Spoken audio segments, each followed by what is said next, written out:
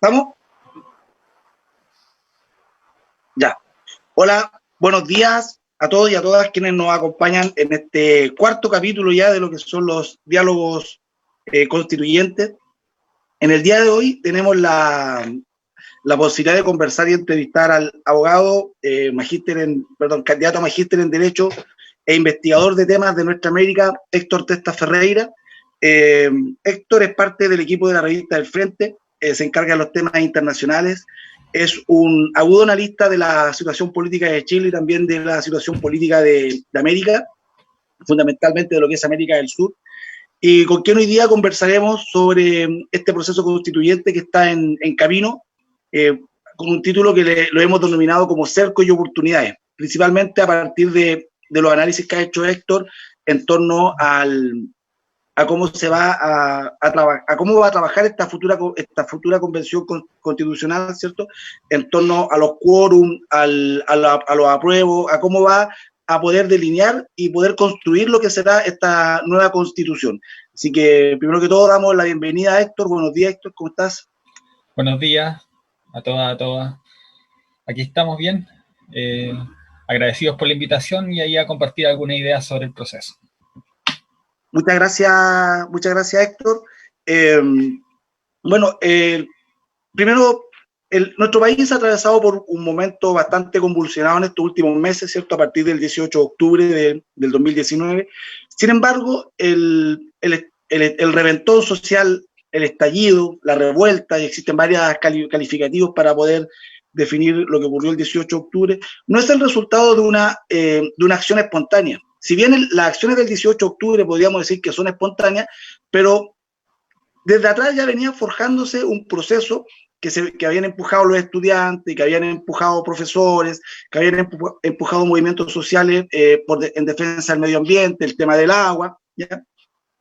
Que nos estaban mostrando un país que se veía un tanto movido y que sus cimientos, al parecer, después de ya 40 años, empezaban a corroerse. ¿Cuál es tu visión del momento político pre-18 de octubre en Chile? Bueno, previo a ese viernes del 18 de octubre, lo que teníamos era un proceso de progresiva descomposición del régimen político e institucional que está cristalizado en la Constitución de 1980, pero que también está mucho más allá de él en un entramado jurídico, institucional y cultural incluso mucho más amplio. Eh, Todo proceso constituyente tiene como premisa, como condición de posibilidad, un anterior proceso destituyente, ¿no? Es decir, un proceso que parte por la deslegitimación del régimen político institucional previo y que en el caso chileno ya tenía un buen trayecto previo al 18 de octubre, ¿no? Esta idea del no lo vimos venir, que es tan, ¿no?, paradojal, puesto que las señales que había con anterioridad al inicio de la revuelta popular eran innumerables, ¿no? Ningún observador atento podría decir que lo que sucedió ese viernes era algo impensado, insospechado, ¿no? De hecho, llama mucho la atención que connotados analistas de aquellos sectores más conservadores y más dominantes de la escena nacional, e incluso medios de comunicación, como recuerdo muy patentemente la portada que sale del diario La Tercera el día domingo, ¿no?, eh, que tituló La crisis que nadie vio venir, ¿no? Uno se pregunta en qué país estaban, ¿no? Porque esto estaba muy anunciado, nadie sabía la magnitud ni cuándo iba a suceder, pero era algo muy anunciado. Y no es menor el hecho de que, si bien es cierto la demanda de una asamblea constituyente y una nueva constitución, no estaba permanentemente en el centro de los debates, en el centro del debate público, se había sido puesta en muchas ocasiones con anterioridad, y había además una adhesión ciudadana muy significativa en relación a una nueva constitución. Entonces lo que vemos más bien es la confirmación de todas esas convicciones que se habían fraguado durante muchos años de descomposición del régimen neoliberal y con tanta carencia de democracia que caracterizó a Chile en las décadas precedentes. ¿Tú ves una similitud con el Chile del 2018, 2019, con lo que está, con los procesos que estaban ocurriendo en América a comienzos del año 2000? Sí, hay cierta similitud, ¿no? Pero no solo similitud con esos procesos, sino que también con, como decía, con todo proceso constituyente. Todo proceso constituyente tiene esta faceta, esta dimensión destituyente, de descomposición, de deslegitimación, de pérdida de eficacia y de consenso, ¿no? Y de adhesión, ya sea activa o pasiva, al régimen, ¿no? Al régimen vigente.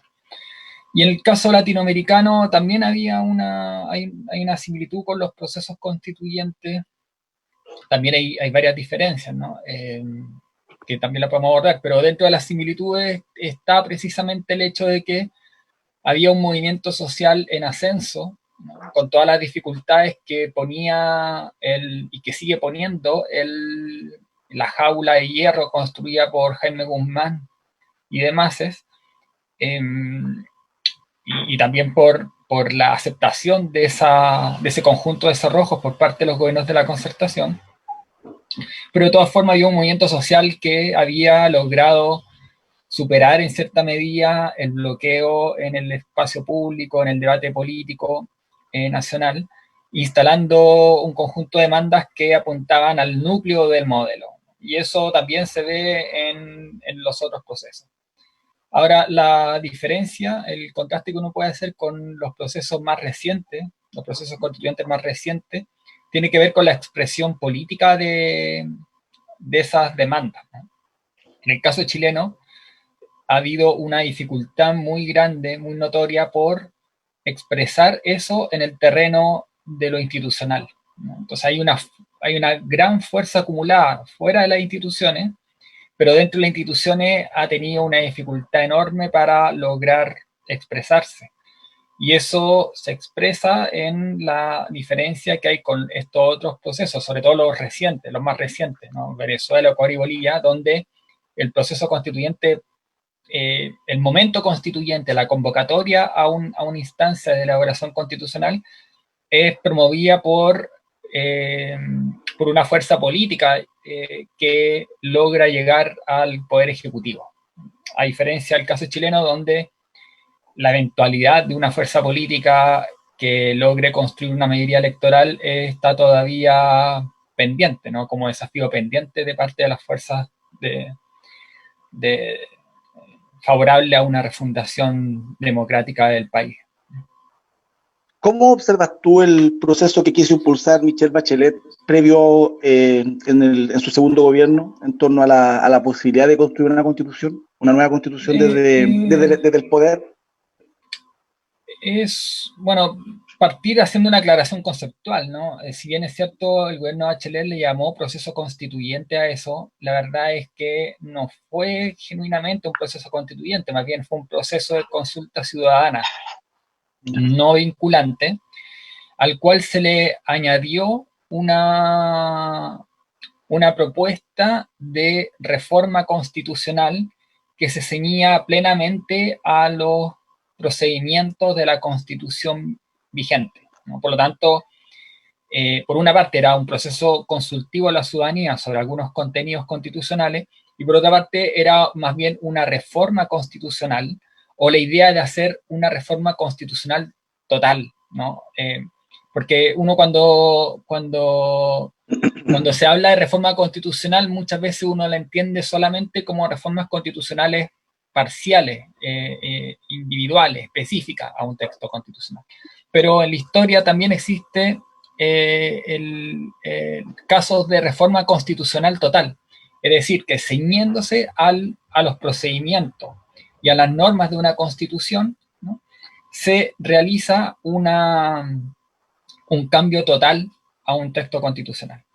Y ahí la diferencia entre lo constitucional, entre un proceso constitucional o meramente constitucional con un proceso constituyente, tiene que ver con esta ruptura, que siempre es relativa en la mayor parte de los casos. La ruptura total y drástica se da en casos muy, muy excepcionales en la historia de la humanidad, ¿no? Uno podría decir, quizás, en el caso de la Revolución Francesa, en la Revolución Rusa, pero en general lo que hay es una ruptura que es relativa, ¿no?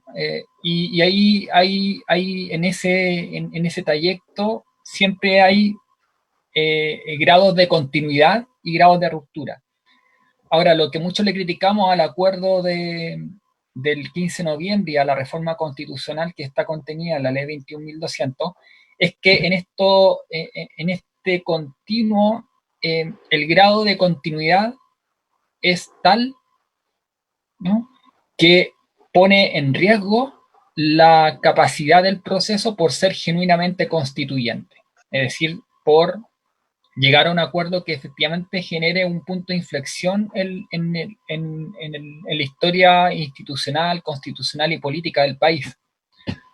Y eso se expresa en un sinnúmero de cuestiones de la reforma constitucional contenida en la ley 21.200 que tienden a poner un cierto predominio de los poderes constituidos por sobre el poder constituyente. Y no es casual el hecho del nombre que se ha elegido para la instancia de elaboración constitucional, es decir, no solo evitar el ponerle asamblea, sino que el evitar ponerle constituyente, ¿no? Porque Perfecto. precisamente la apelación a lo constituyente es una apelación que tiene que ver con la generación de un nuevo marco constitucional que no se ciñe a los procedimientos y a las normas del régimen constitucional previo. Perfecto. Héctor, nos adelantaste un poquito en el tema, pero ya vamos para ese punto. Como para ir cerrando esta primera parte, el rol de los partidos en nuestro país, el rol de las organizaciones, pre-18 de octubre. ¿Cómo ves tú? ¿Los partidos estaban en sintonía con lo que estaba viviendo la sociedad? ¿Estaban desfondados? Se podía observar latentemente esto que planteaba Carlos Ruiz, ¿no es cierto?, de esta desconexión entre la política y la sociedad, este vacío existente. ¿Qué es lo que estaban haciendo? ¿Estaban fuera de juego en torno a lo que estaba viviendo Chile en ese momento? En general yo creo que sí, hay una desconexión muy significativa en relación a ese proceso que a veces podía verse de manera más subterránea o con cierto estado de suspensión, ¿no?, que era el enorme descontento y malestar de la ciudadanía frente al régimen institucional, político, económico, social que se vivía en el país y que se sigue viviendo. Ahí, bueno, yo, hablando de mi posición personal, que además es compartida por muchos de con quienes yo participo, tú mencionabas la lista de frente, pero también entre muchas otras más personas, que hemos participado durante varios años en el intento de construcción de una fuerza política que expresara esta fuerza que se estaba generando por fuera de las instituciones, pero tratar de darle una expresión dentro de las instituciones, dentro de lo político y electoral. Y en el último rato habíamos logrado constituir un conglomerado que nosotros veíamos como la expresión de eso y que era el Frente Amplio. Y precisamente con anterioridad a la revuelta popular, uno podría decir un poco después de la elección presidencial y parlamentaria del 2017, donde nosotros tuvimos un éxito o un triunfo no menor en varias dimensiones, ¿no? Se vio que el timón del conglomerado no estaba totalmente alineado con esa vocación de refundación transformadora, ¿no? Y por lo tanto veníamos mucho alejándonos de ese sentido, esa dirección que fue tomando el conglomerado. Y eso se expresó muy claramente a partir del 18 de octubre y más con el acuerdo del 15 de noviembre. Pero antes del 18 de octubre, y ahí tú mencionabas el tema de lo internacional, nosotros ya veíamos de manera muy clara cómo las decisiones que se estaban tomando en relación a la política internacional eran la expresión de, de una rendición política e ideológica frente al statu quo, ¿no? Y a la hegemonía de derecha. Por lo tanto, ahí logramos identificar algo que después se corroboró en la dimensión de la política interna. Pero también, incluso solo mirándolo en el tema de la política interna, el tema de la Asamblea Constituyente, la nueva Constitución, que debió haber sido el caballo de batalla, ¿no? La punta de lanza de toda la propuesta programática del Frente Amplio, y de hecho así fue establecido en el programa que se construyó de forma participativa para las elecciones del 2017, fue quedando muy relegado en un segundo plano.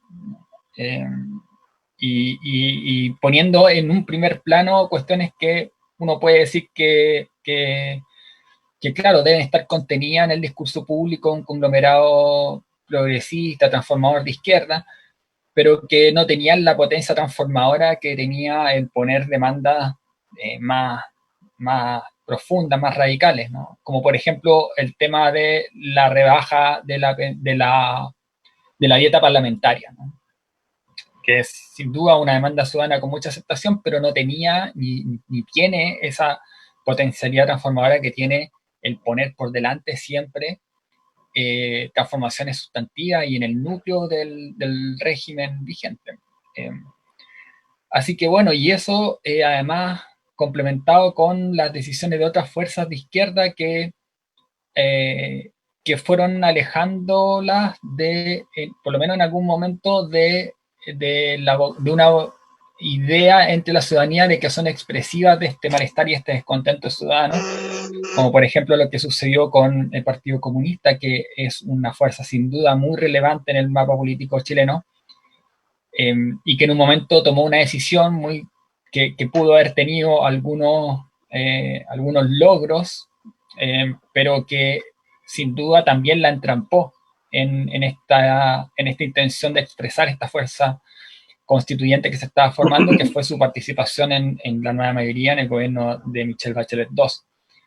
Por lo tanto, no había una fuerza clara, ¿no?, que expresara esto. O, si uno va más atrás, también uno podría decir, bueno, la candidatura de Marco Enrique Ominami, donde en particular yo también participé, la del 2009, ¿no?, que expresó en cierta medida esta vocación de ruptura, pero también que en el 2011, 2012 también volvió a alinearse más bien con una postura más de moderación y acercamiento con la concertación, y después que se habían trampado en todos los casos, el caso de corrupción, el tema del avión de Odebrecht, etc. ¿no?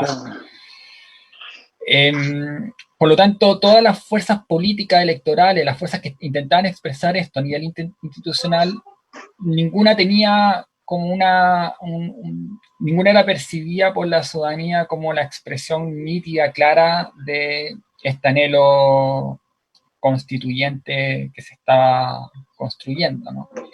Hay otra cosa en lo que empieza a suceder después del 18 de octubre. Yo creo que ahí, por ejemplo, el juicio que acabo de hacer en relación al Partido Comunista, me parece que, como opinión personal, creo que desde el 18 de octubre, e incluso un poco antes, estaba apuntando a cuestiones más del corazón del sistema, ¿no?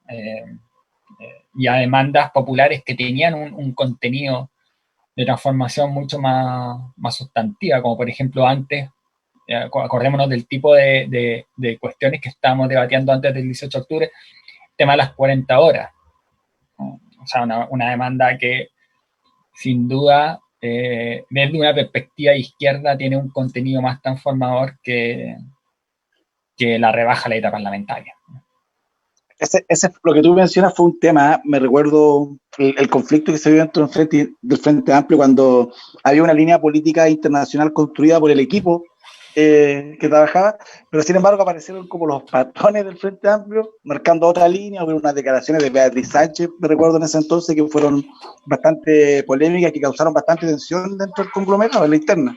De hecho, eso, no me recuerdo si ya estaba dilucidado que Beatriz Sánchez era la candidata o venía la primaria, pero generó bastante tensión ese ese hecho que tú mencionas. Y también es importante lo que hablas de lo que mencionas tú del Partido Comunista, en torno a que hay una vocación transformadora que, por ejemplo, el tema de las 40 horas laborales tiene carácter transformador. No así, por ejemplo, bajar la dieta parlamentaria de un diputado. O sea, ¿en qué le cambia la vida eso a una persona que un diputado gane menos? Creo que no mucho. ¿Ya? Sin embargo, yo creo que igual hay elementos en el que el Partido Comunista debería tener una mayor autocrítica, los cuales al día de hoy no ha hecho. O sea, si tú te pones a conversar con cualquier militante del PC, aún siguen defendiendo el rol jugado dentro del gobierno de la nueva mayoría. Y nosotros, por ejemplo, que somos profesores, vimos cómo el modelo neoliberal, con lo que fue la carga docente, se enquistó más profundamente en nuestras relaciones laborales con el empleador. Por tanto, por un lado, ¿cierto?, está esta vocación transformadora de las 40 horas, que yo encuentro que va en la línea, ¿cierto?, el tema de apropiarnos de más tiempo para nosotros, pero por otro lado también veíamos cómo existía una profundización del modelo en las políticas educativas, por ejemplo, el caso de lo que fue la carrera profesional docente. Entonces, ahí creo que aún al PC le falta tener un poquito más de autocrítica sobre lo que fue el rol jugado en el gobierno de la nueva mayoría. Héctor, vamos al tema central de esta entrevista. Vámonos al 18 de octubre y al acuerdo por la paz, entre comillas. Hay muchos mitos que rondan este acuerdo. Se habla de posibles levantamientos militares, ¿cierto? Se hablaba de la renuncia de Piñera, que el país estaba tenso en ese momento. De hecho, igual era complejo porque yo pensaba renunciar a Piñera, ¿qué pasaba? El Senado, el presidente del Senado, le pasaba el gobierno al PPD, ¿cachai? O sea, no sé qué, no sé cuál era, no sé si había mucha diferencia entre Quintana y Piñera, la verdad de las cosas. Pero con todos estos sucesos, con todo este estallido social que se vio en todo Chile, ya eso hay que tenerlo súper claro, no fue algo de Santiago, en pueblos pequeños, en lugares donde nunca la gente había salido a marchar, la gente salió a marchar, y eso era una fuerza que estaba en las calles, que tenía una vocación transformadora, que había un empuje, había una rabia, había una molestia, pero sin embargo, esta fuerza que nosotros la vimos con 1.500.000 personas o casi 2 millones de personas en la Plaza Italia, veíamos que empujaba, pero no, no sé si tenía la capacidad de poder derrotar o votar a Piñera. Yo no sé si tenía esa capacidad. Eso también, yo no sé si, por ejemplo, Unidad Social, que en ese momento está bastante cohesionado, bastante fuerte, yo creo que unos 10.000 asambleístas en todo el país, era bastante menor a la fuerza que hoy día tiene, por ejemplo, la fuerza militar, como por ahí le leía un día a Tileman, que son 100.000 hombres armados, fuertemente armados. No sé si Unidad Social era en ese momento la instancia que hubiera permitido poder ser la representación pura y genuina del pueblo. Va aún considerando y siendo honesto que Unidad Social en sí hay militantes, es un conglomerado de militantes que intentan ponerse de acuerdo en diferentes temas. O sea, tú vas a cualquier reunión de Unidad Social y te das cuenta que hay militantes de partidos legalizados y militantes de partidos que no alcanzaron a reunir las firmas para legalizarse. O sea, es así. Ya, o sea, la Unidad Social no es lo genuino en el sentido de decir prístino, puro, como lo que muchas veces pareciera intentar buscar la sociedad, ya por esta desconfianza con los partidos. Pero en torno al acuerdo por la paz, al acuerdo del 15 de octubre. Primero, vámonos a la parte, por así decir, más bonita, que tiene más luz. ¿Qué oportunidades tú observas en este acuerdo? Sí, bueno, es difícil diseccionar el acuerdo en relación a cuáles son las oportunidades que establece en relación a las, por así decirlo, las trampas, ¿no?, del mismo. ¿Ya? Lo que yo, haciendo una evaluación histórica, una revisión histórica de lo que sucedió, efectivamente, más allá de lo que uno pueda llegar a formular como juicios contrafácticos, que siempre es complicado hacerlo en la historia, porque como dice la canción, lo que pasó, pasó nomás. Claro. eh, y lo que pasó tiene un sentido, en el sentido de que en toda coyuntura histórica se ponen en juego las correlaciones de fuerza que se han construido con anterioridad a esa coyuntura. Por lo tanto, lo que señalaba antes no es menor, es decir, había una gran fuerza acumulada por fuera de las instituciones, pero dentro de las instituciones el peso de ese pueblo movilizado era mucho menor, ¿no? Y en cuanto a cómo yo leo el acuerdo, ¿no? Ahí todo momento constituyente tiene un momento de activación. Y en ese momento de activación es cuando queda claro para el conjunto de los actores de ese régimen, incluyendo a los dominantes, queda claro el hecho de que es necesario dar reconocimiento a la existencia de ese momento constituyente. Tú mencionabas anteriormente el caso del proceso de consulta de Bachelet. Es un reconocimiento institucional a el proceso constituyente, pero todavía no tenía una validación de todos los actores políticos y sociales y económicos dominantes, ¿no? A partir del 18 de octubre, lo que hay es un reconocimiento ya generalizado de los sectores dominantes de que hay que dar lugar a un momento con características de cambio constitucional total, ¿no? Y en todo proceso se ponen en juego lo que señalaba recién, ¿no? Esta puja, esta disputa entre una fuerza constituyente que trata de expresarse en un punto de inflexión histórica, ¿no? Para llevar a cabo un ejercicio de refundación del Estado, y por otra parte el intento de los poderes constituidos por limitar, constreñir, restringir esa fuerza constituyente. Y lo que tenemos con el acuerdo del 15 de noviembre es un ejercicio que apunta en este sentido, ¿no? En el sentido de contener la fuerza constituyente en el marco de lo establecido, en el marco de lo constituido. Y ahí lo central, uno puede apuntar varias cuestiones que ya desde el mismo acuerdo del 15 de noviembre ya estaban contenidas, como este predominio de lo constituido sobre lo constituyente, que se expresaba en cuestiones como la regla del quórum de los 2/3, pero que después va a ser completada de manera mucho más detallada con el trabajo de la comisión técnica que designaron los partidos que concurrieron al acuerdo, ¿no? Porque esa es otra de las cuestiones centrales del acuerdo del 15 de noviembre. Se designaba una comisión técnica compuesta 50 y 50 entre los partidos de gobierno y los partidos de las oposiciones que concurrieron al acuerdo. Y en esta instancia se detallaron, se confirmaron aquellos elementos centrales del acuerdo y se detallaron algunos aspectos y se agregaron otros, ¿no? Como por ejemplo el tema del inciso final del artículo 135, que se llama limitaciones de contenido al texto de la nueva Constitución, dentro del cual está el más controvertido, la referencia que se hace a los tratados internacionales. Ahora, para agarrar lo que tú señalas como oportunidad,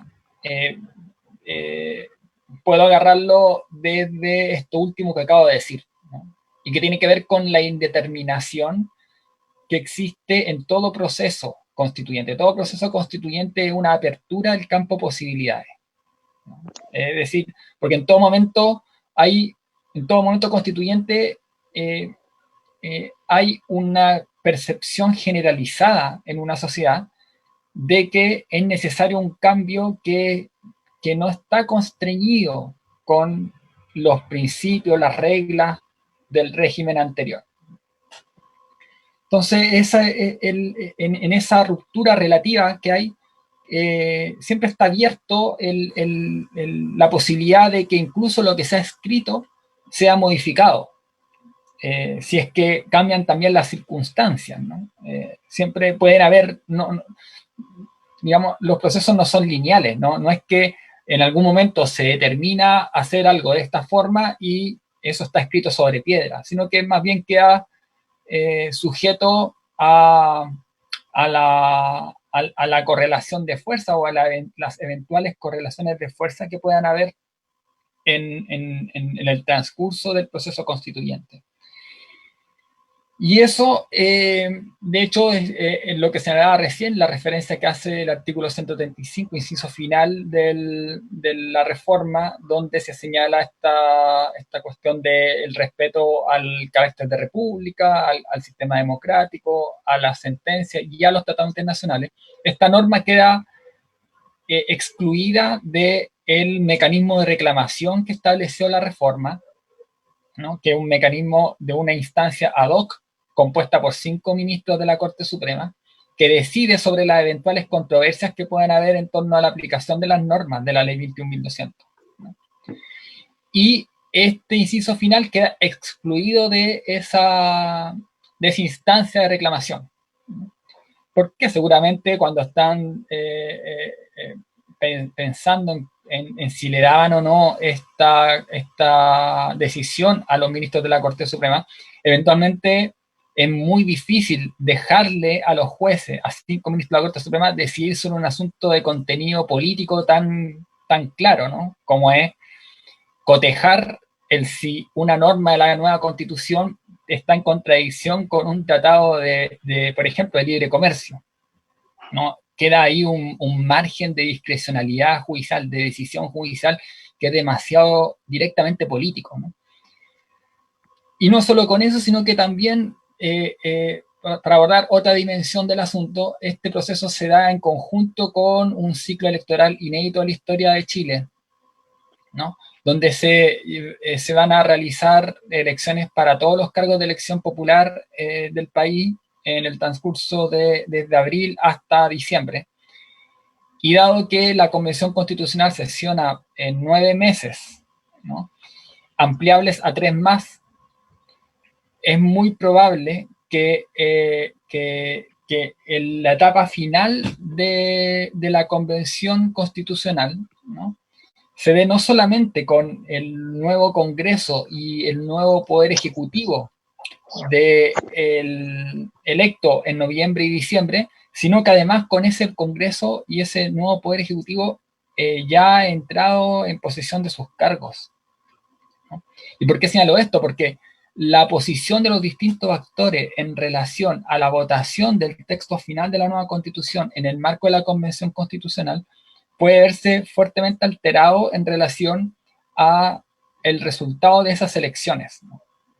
Una cosa es la posición que van a adoptar los distintos actores, y que, por ejemplo, para mencionar a las 2 candidaturas presidenciales que están punteando, si es que es electo presidente Lavín o si es que es electo presidente Jadwe.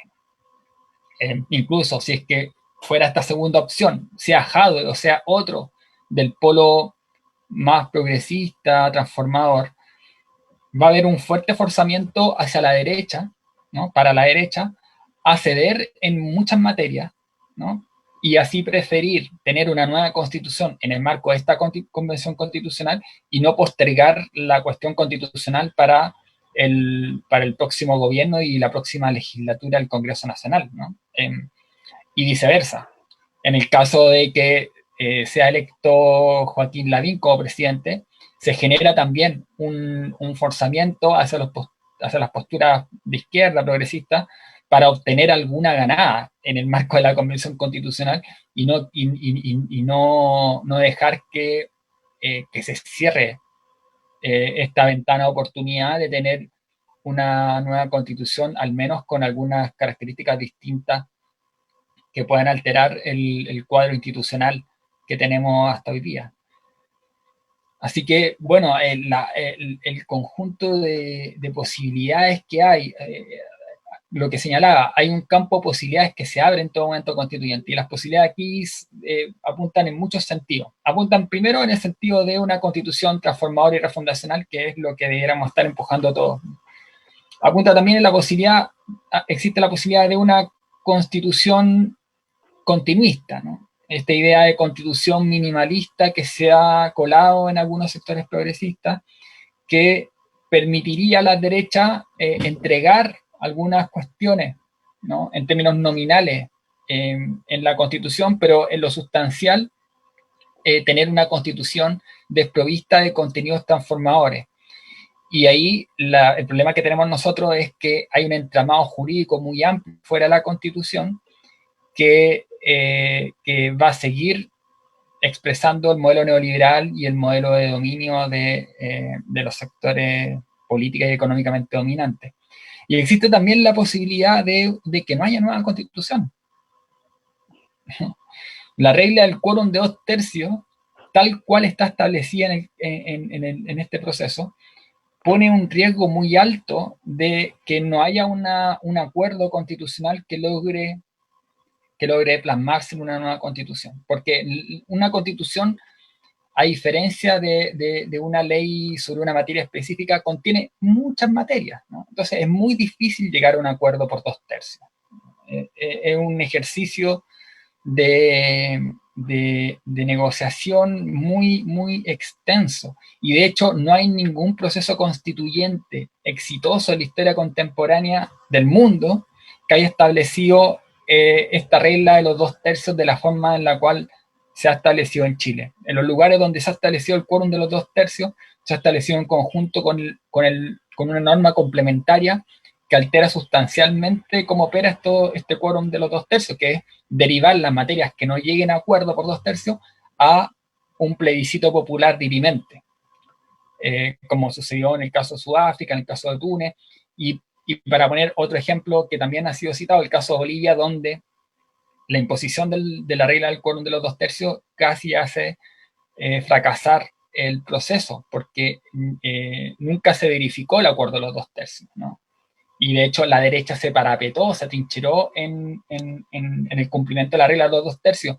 Se demoró más de 6 meses en redactarse el reglamento de debate porque la derecha se negaba a alterar el quórum de 2/3 que se había impuesto con anterioridad, y posteriormente incluso se retiró de la Asamblea Constituyente y le negó validez al proyecto de nueva constitución que redactó la Asamblea Constituyente. Pasó prácticamente 8 o 9 meses con posterioridad a la dictación del proyecto de nueva constitución. La derecha impulsó una desestabilización, intentó una golpista contra el gobierno, y el proyecto tuvo que ser renegociado con la derecha en el Congreso. Se tuvieron que modificar más de 100 artículos, ¿no?, con las fuerzas de derecha. Entonces nos pone en una dificultad descomunal esta regla del quórum, ¿no? Oye, Héctor, por ejemplo, podemos decir que el quórum es el principal cerco que tiene entonces este proceso constitucional que estamos viendo el día de hoy. Sin embargo, en esa lógica, el cerco de los quórum puede también podría ser incluso hasta el fracaso de querer construir una nueva constitución en los márgenes de lo establecido, por así decirlo. ¿Por qué? Probablemente con estos quórums existentes puede que resulte una constitución no muy en simpatía con lo que hoy día demanda el movimiento social, lo cual automáticamente probablemente puede abrir otro proceso. ¿Qué crees tú en torno a eso? ¿Crees que se puede dar esa posibilidad? Sí, y no solo el quórum, porque se da en conjunto con las otras regulaciones del proceso, ¿no? La continuidad de un sistema electoral que tiende a ponerle una situación de privilegio a los sectores dominantes hasta ahora, ¿no? Una elección espejo de la elección de Cámara de Diputados, con dos principales modificaciones. Una que es positiva y la otra es negativa, ¿no? La positiva es que después de la ley 21.200, como todos sabemos, se estableció el criterio de paridad, ¿no?, que de todas formas es un logro de los movimientos feministas que hay que aplaudir y que pone un factor de cambio positivo frente a lo que fue el acuerdo.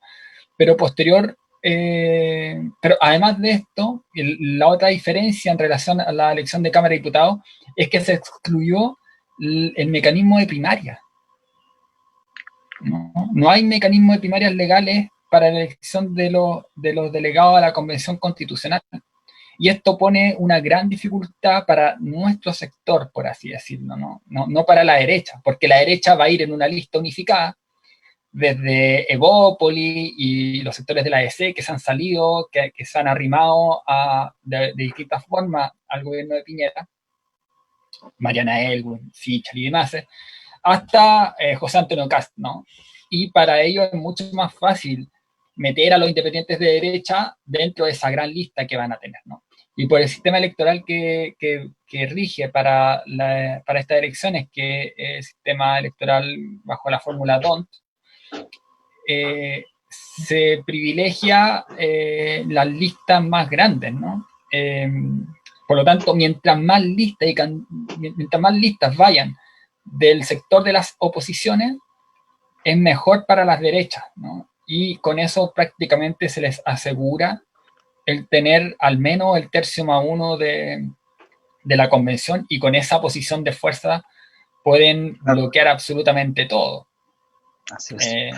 Entonces, ahí tenemos una dificultad muy grande por construir algún grado, un marco unitario, pero es difícil construir a la vez ese marco unitario porque desde nuestro sector es sabido que el movimiento social tiene un rechazo muy justificado ante los partidos de las distintas oposiciones. Entonces, eso aleja la posibilidad de conseguir los 2/3 que permitirían desbloquear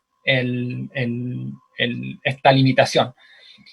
Pero también pone el desafío dentro del campo más transformador, y con esto termino, del campo más de la izquierda y más del movimiento social y popular, de eventualmente obtener también esa posición de fuerza que es el 1/3+1. Porque está el desafío más grande del conseguir los 2/3, y así evitamos el veto a la derecha, pero también eventualmente podríamos conseguir el 1/3+1 de la convención, y con eso también tener esa posición de fuerza que nos permitiría evitar la posibilidad de que se redacte y se apruebe por la Convención Constitucional una nueva constitución, a fin de cuentas, continuista. En ese sentido, tú ya lo anunciaste, que está relacionado con la posibilidad de acuerdo desde la fuerza, dentro de la fuerza de la izquierda. Lo peor que le podría pasar hoy día a la izquierda es presentarse con una lista de centro izquierda y con 2 listas desde la izquierda. Pero hoy día el escenario que uno observa es un escenario de bastante beligerancia entre la izquierda, y para qué decir la relación existente entre los sectores que se fueron del Frente Amplio con el Frente Amplio, ya que uno por lo menos puede va viendo los comentarios, los emplazamientos, y son emplazamientos que yo encuentro que en algunos momentos están carentes de política y están más llenos de guata, por así decir, que de un emplazamiento político real. Y son emplazamientos, por ejemplo, hoy día yo leía el tema de quiénes van a ser los candidatos a esta convención constitucional, que se habla de que algunos están poniendo los güeyes de la carrera delante de los güeyes, ¿ya? Porque no existe un programa. Pero yo me pregunto, ¿no existe programa?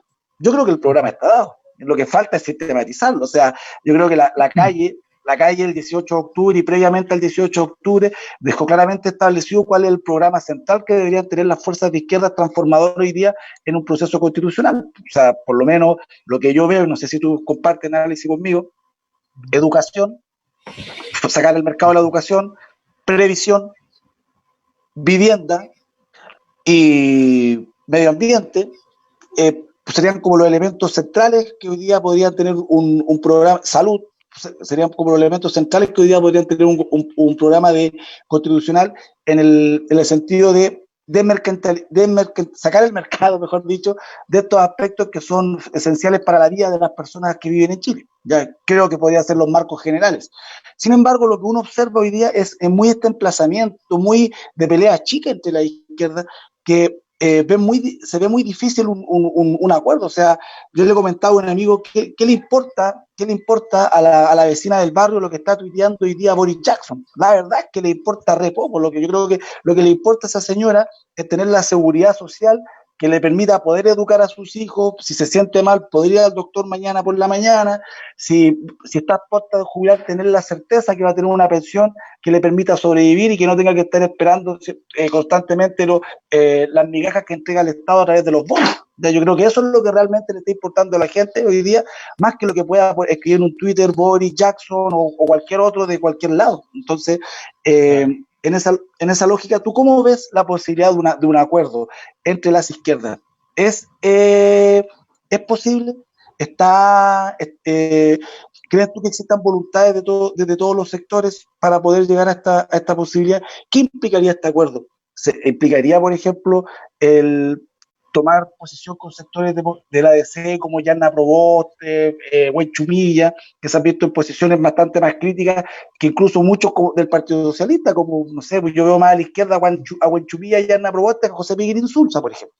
¿Sí? Así Exacto, sí. por ponerte un ejemplo así como es. Entonces, en ese sentido, eh, ¿cuál es el emplazamiento que hoy día deberíamos hacerle, ¿no es cierto?, a las izquierdas que están tan disgregadas para poder llegar en una posición de fuerza real al plebiscito del 25 de octubre? Ya, y más que eso, a la elección de los asambleístas constitucionales, porque en el escenario de hoy día, así hoy 22 de septiembre, perdón, eh, no tenemos ninguna posibilidad. ¿Qué ves tú? Ujú. Sí, ahí hay que, yo creo que separar las discusiones. Yo creo que, bueno, el tema del plebiscito de octubre, todo momento constituyente implica también un redibujar las líneas de demarcación de la política, ¿no? Entonces se generan nuevos alineamientos.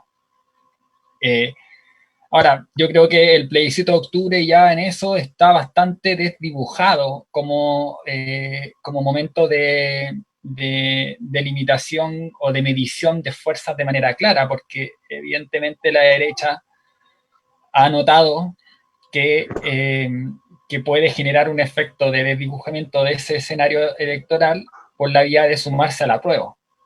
Y eso lo dijo muy lúcida y claramente Longueira, pero también desde antes, desde un inicio, varios actores dentro del gobierno, dentro de ese polo derechista conservador y neoliberal que se sumaron a la prueba. Pero en relación a la elección de delegados a la convención, me parece que ahí lo central es separar las discusiones, ¿no? Por una parte, las distintas posiciones sobre el programa constitucional y lo que nosotros tenemos como proyectos políticos, por una parte, y por otra, una cuestión de pragmatismo electoral que hay que tener sí o sí, ¿no? Eh, y ahí, ojalá, ojalá tener a lo más dos listas. Yo sé que Tomás. lo que estoy diciendo es prácticamente pedir un imposible, ¿no? Sobre todo porque no están los mecanismos de primaria, ¿no? Que facilitaría el llegar incluso a una sola gran lista, ¿no? Porque hay que ver ahí el mecanismo electoral. Tú dentro de la lista puedes ir en subpactos distintos y esos subpactos suman los votos por separado.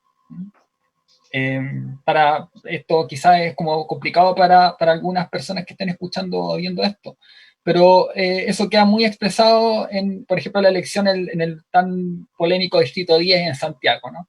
Donde una votación descomunal de Giorgio Jackson, más de 100.000 votos, logra arrastrar a Gonzalo Vinter y a Natela Castillo, ¿no? Con una proporción muy menor de votos, y ellos son arrastrados porque están dentro del subpacto en ese momento de Revolución Democrática y no sale electo Alberto Mayor, que también va en la lista del Frente Amplio y que saca algo así como 20.000 votos, ¿no? Eh, y eso también se podría extrapolar para esta elección de convención constitucional, pero se hace muy difícil construir lista unitaria, así que no está las primarias como ejercicio previo para ver quiénes van a ir en esa lista parlamentaria unida, ¿no? Unificada. Eh, Dada esa dificultad que hace muy difícil llegar a un acuerdo entre José Miguel Insulza y, y el Partido de Igualdad, digamos, o Izquierda Por Libertaria, ¿no? ejemplo, por Por ejemplo. ejemplo. Y ahí comparto el juicio que tú haces, ahí está muy desdibujado el escenario de la nueva mayoría, donde sin duda hay un sector de la DC que es mucho más progresista que el sector de derecha del Partido Socialista. Ojalá, como decía, ir en la menor cantidad de listas, ojalá en dos, ¿no? y tener algún mecanismo de decisión democrática dentro del sector que vaya en la lista, así poniendo deseos, expresando deseos, en esta lista que eventualmente estaría el Frente Amplio, Chile Digno, y la mayor cantidad de movimientos sociales, candidaturas venidas del movimiento popular, ¿no? Entonces, llegar ahí a una fuerza que pudiera presentarse con un cierto grado de coherencia programática, ¿no? Aun cuando es difícil, no solo por lo que tú decías, sino que porque tenemos ideas distintas en torno a lo que hay que hacer en el marco de la Convención Constitucional, ¿no? Y no hablo sobre cuestiones específicas, sino que sobre cuestiones gruesas, como por ejemplo esta idea de la constitución mínima o minimalista, que alguna parte del Frente Amplio ha dicho explícitamente que ellos están favorables a esa idea, ¿no? Y eso es una diferencia, yo creo que muy sustantiva.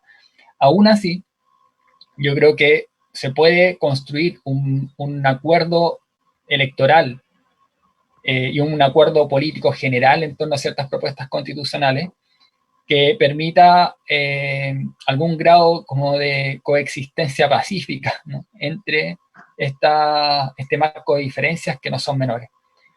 Porque además hay estas descalificaciones que tú señalas tienen que ver con que el 18 de octubre y sobre todo el acuerdo del 15 de noviembre genera una especie de parteagua en la evaluación que se hace sobre ese proceso.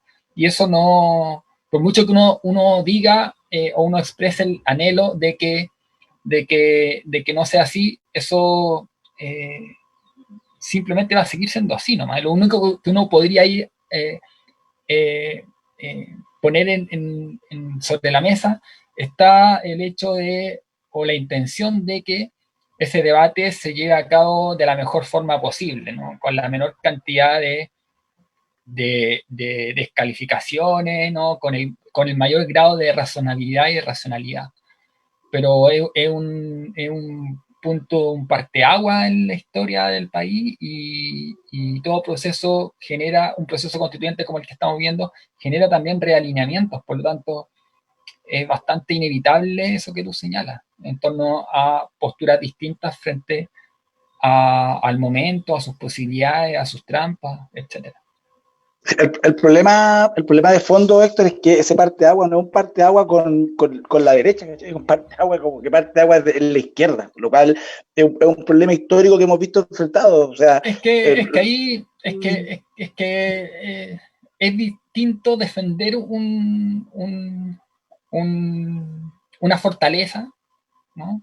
Que atacarla, ¿no? Que tratar de tomársela, ¿no? Así es. No, Y ahí no es tan claro, porque cuando uno piensa en izquierda y derecha, piensa en dos polos que estarían eventualmente en una disputa como la actual, en condiciones de relativa igualdad, cosa que no es así, ¿no? No es así. La posición de quienes, para poner otra imagen gráfica, ¿no? La posición de quienes están abajo no es la misma de la que están arriba, ¿no? Entonces, por supuesto. los que están arriba, o en términos de la izquierda y la derecha, los que están a la derecha, ¿no? Defienden el statu quo y lo establecido. Y eso es mucho más fácil de construir grados de unidad en torno a eso que entre quienes intentan tomarse la Bastilla, ¿no? O quienes quieren llevar a cabo un proyecto constituyente y refundacional.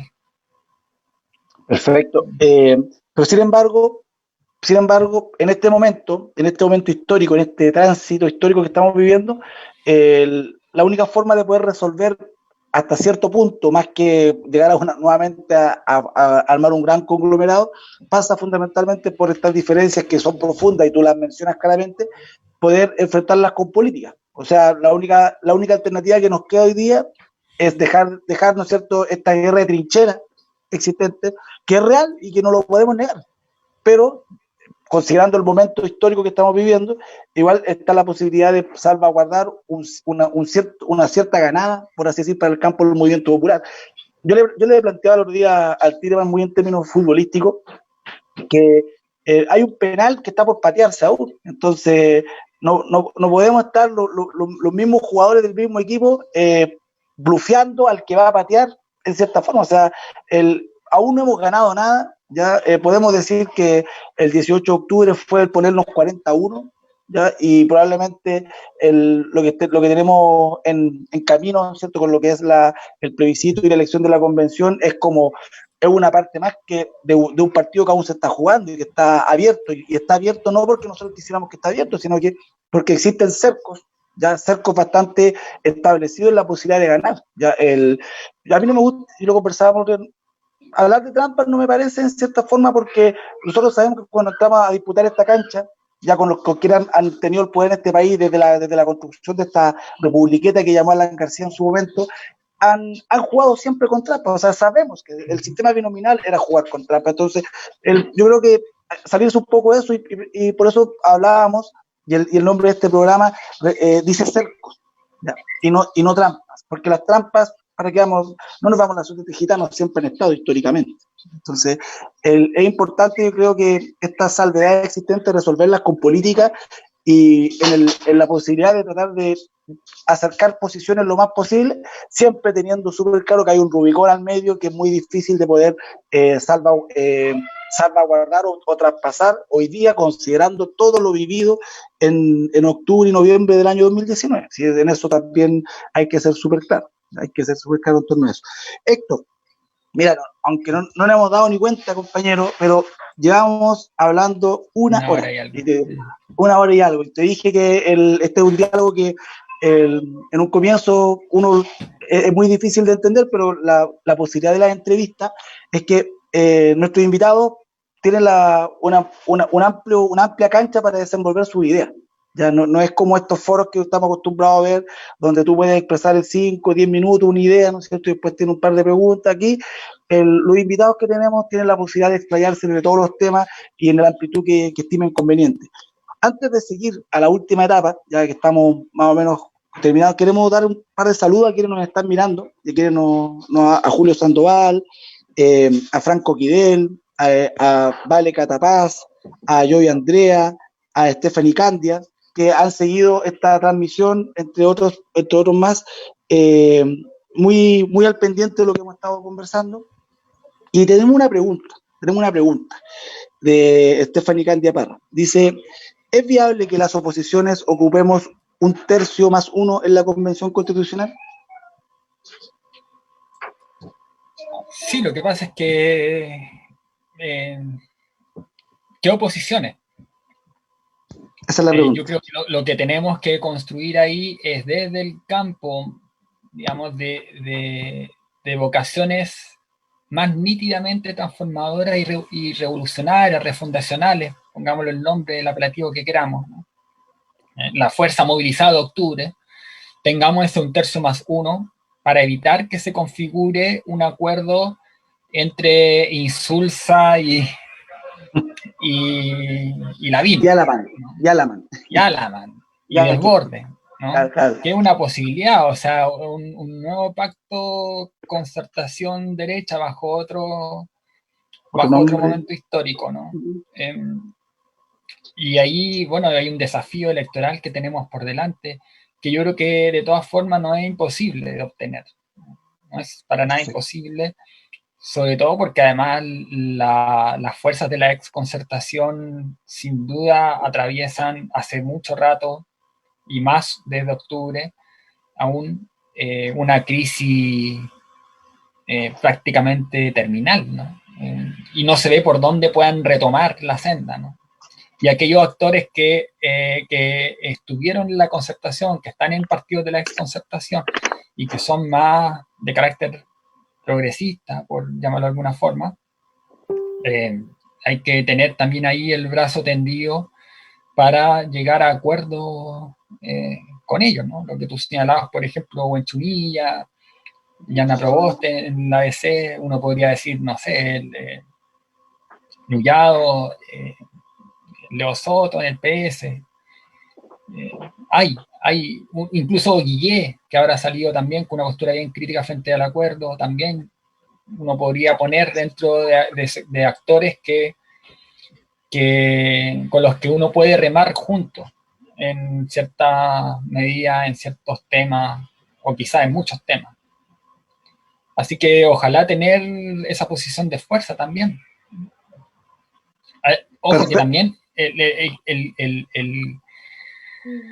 si la derecha obtiene el tercio más uno, el ponerse en una posición radicalmente de bloqueo, una posición obstruccionista, le puede también generar un riesgo no mayor a ello, ¿no? Porque se va a seguir acumulando el descontento, el malestar, la rabia, ¿no? Y eso también puede ser contraproducente para sus propósitos de defender lo más posible el modelo, que es lo que a ellos les interesa, defender el modelo y defender la posición de poder que tienen. Y hay que hacerles sentir que no la van a tener fácil, ¿no? Como lo que pasó con la discusión del 10% con el retiro del 10% de la ahorro de pensiones.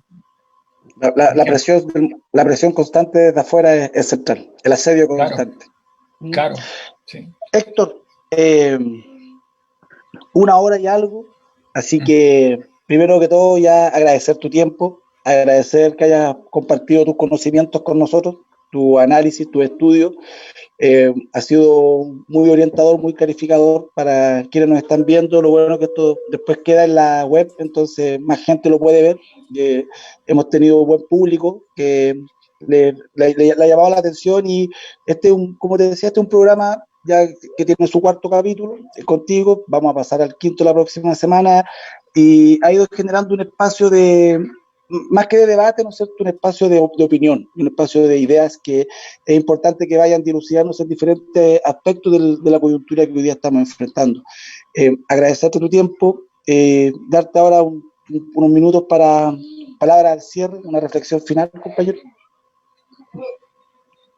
No, terminar señalando que este campo de posibilidades que abrió el 18 de octubre no está para nada cerrado, que el señalar las limitaciones y las restricciones, el intento de control por parte de los poderes constituidos y de los sectores conservadores, no implica un quedarse en una situación o sensación de impotencia o de pesimismo frente a las posibilidades que se han abierto, ¿no?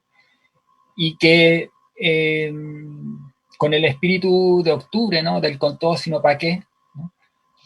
Si logramos construir grados de unidad política, electoral, programática, que es algo que no abordamos, pero que también es importante señalar, de que también tenemos que desde fuera de la Convención Constitucional construir propuesta, programa, ¿no?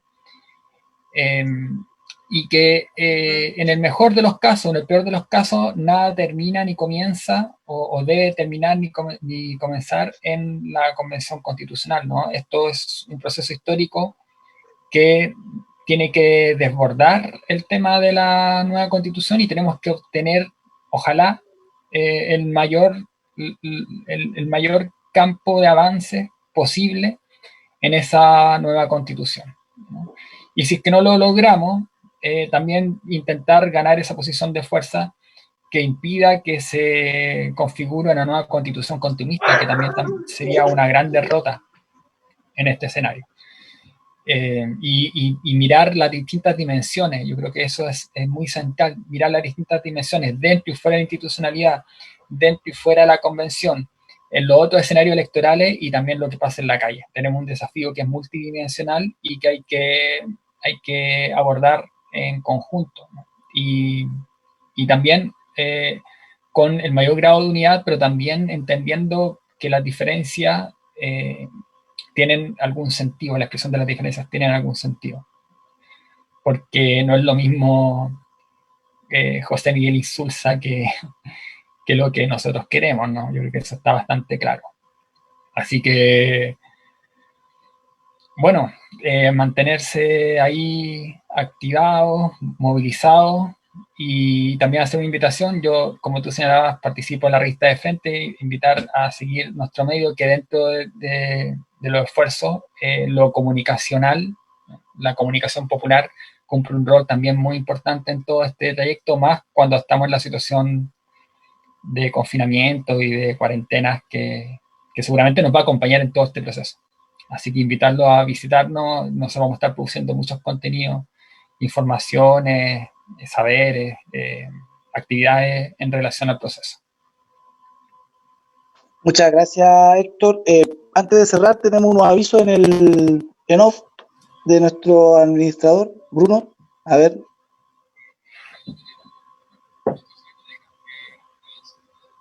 Ya no tenemos avisos. No hay avisos por hoy día. Ya, perfecto. Bueno, compañeros, muchas gracias nuevamente por tu tiempo, por tu espacio, por compartir los saberes con quienes nos estuvieron mirando. Y queda disponible esta entrevista en la web de Arriba Profes de Chile, Arriba Profes Bio Bio y varios sitios más en los cuales estuvo saliendo durante el día de hoy. Y si gusta compartirla también en la web de la revista Al Frente, bienvenido sea, para su mayor difusión. Así que muchas gracias nuevamente y que tenga un muy buen día y nos estaremos encontrando más adelante con su amigo. Chao, chao. Chao.